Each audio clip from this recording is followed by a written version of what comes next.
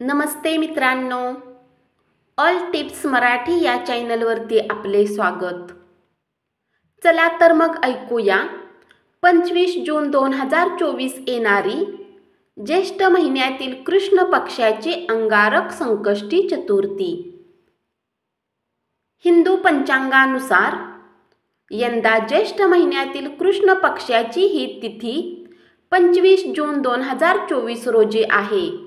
हा दिवस मंगळवार असल्याने याला अंगारक संकष्ट चतुर्थी म्हणून साजरी केली जाईल। या दिवशी गणपतीची पूजा करण्याचा शुभ मुहूर्त दुपारी 2:43 ते 3:39 पर्यंत आहे। या व्यतिरिक्त दोन अजून शुभ मुहूर्त आहेत। पहिला संधी प्रकाश मुहूर्त 25 जून रोजी संध्याकाळी 7:21 ते 7:42 पर्यंत आहे। यानंतर रात्री उशिरा 12:04 ते 12:44 पर्यंत निशिता मुहूर्त सुरू होईल। चंद्रोदय वेळ रात्री 10:05 होईल। चला तर मग जाणून घेऊया अंगारकी चतुर्थी पूजा विधी।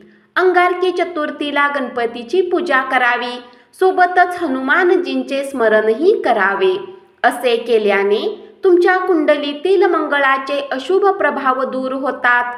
पूजा करण्यासाठी सकाळी उठून पाण्यात काळे तीळ टाकून स्नान करावे। उपवास धरून गणेशाची पूजा करावी। पूजेसाठी लाल रंगाच्या आसनावर गणेशाची मूर्ती विराजित करावी। गणपतीला उदबत्ती, दीप, नैवेद्य, फळे आणि फुले अर्पण करावीत।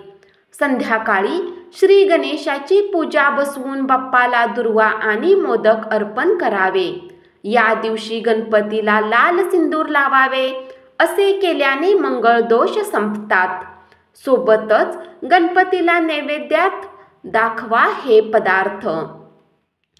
संकष्टी चतुर्थीच्या दिवशी व्रत ठेवून गणेशजींना त्यांच्या प्रिय पदार्थांचे नैवेद्य दाखवावे। या दिवशी गणपतीला मोदकांचा नैवेद्य दाखवावा। याने गणपती प्रसन्न होऊन इच्छित फळ प्रदान करतात आणि सुख सौभाग्याचा आशीर्वाद देतात। मोदकाव्यतिरिक्त आपण लाडू, नारळाची वडी, खिरापत देखील अर्पित करू शकता। या दिवशी चंद्रोदयानंतर गणपती श्लोक वाचून मगच हा उपवास सोडावा। अंगारक संकष्ट चतुर्थीची कथा। अंगारकी संकष्टी चतुर्थी हा योग वारंवार येत नाही। मंगळवारी संकष्टी चतुर्थी आली की अंगारक योग जुळून येतो। असे सांगितले जाते की अंगारक म्हणजे मंगळ ग्रह, जो निखाऱ्यासारखा लाल भडक दिसतो। त्याने भारद्वाज ऋषीकडून गणेश मंत्र घेतला आणि गणरायाची उपासना केली। त्याच्या उपासनेवर प्रसन्न होऊन बाप्पाने त्याला आशीर्वाद दिला की माझ्या जन्माची तिथी चतुर्थी होती, म्हणून मंगळवारी येणारी कृष्ण पक्षातील चतुर्थी तुझ्या नावाने अर्थात अंगारकी चतुर्थी म्हणून ओळखली जाईल।